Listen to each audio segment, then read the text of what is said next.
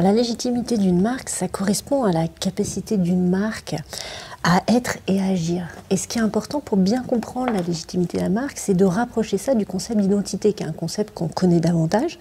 Et l'identité, c'est ce qu'est la marque, c'est l'être de la marque.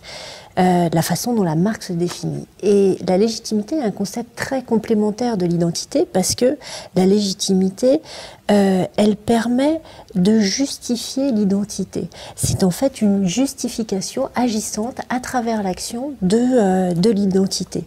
Et ça permet de répondre à la question pourquoi la marque est légitime à se définir ainsi.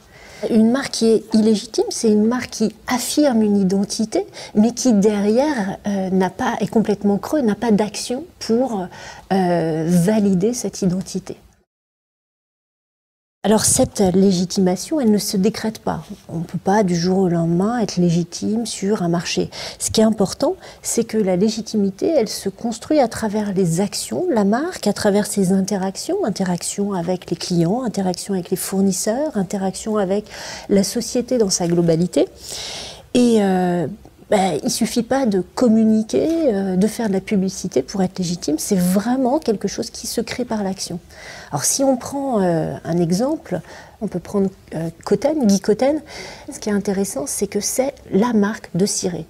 Alors pourquoi est-ce que Cotten est légitime sur ce marché? Parce que Cotten a toujours été le fournisseur des marins-pêcheurs et puis des skippers. Tout marin-pêcheur et tout skipper qui se respecte a un ciré Cotten. Comment fait Carrefour pour être légitime par rapport à cette question? Il communique en disant, voilà, chez nous c'est moins cher.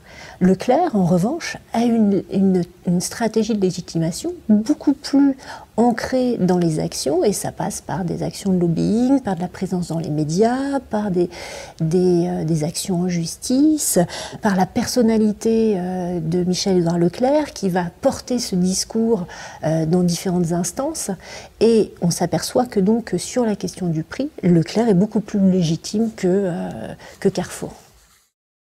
Ça permet de bien placer la marque dans les interactions avec l'ensemble des acteurs du marché, que ce soit les entreprises, les journalistes, les médias, les pouvoirs publics, les tiers dans leur globalité.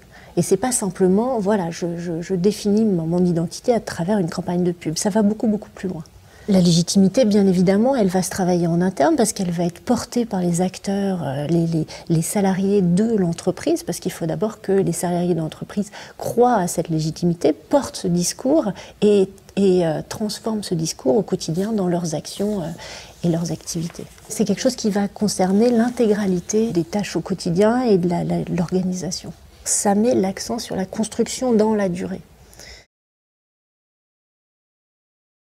On peut enraciner la légitimité à partir de personnages clés dans l'entreprise qui vont porter une certaine vision, un certain discours.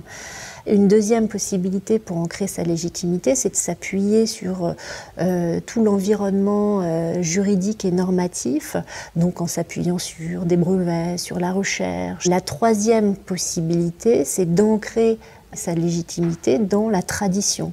On va travailler sur des anciens savoir-faire, sur des savoir-être. Donc on va retrouver ça beaucoup, notamment dans le luxe. Hermès, par exemple, a ancré énormément la légitimité de sa marque sur les savoir-faire, sur l'histoire de la marque. Par rapport à l'identité, l'identité est un résultat, alors que la légitimité, ce qui est presque plus important, c'est le processus de construction et donc le processus de légitimation.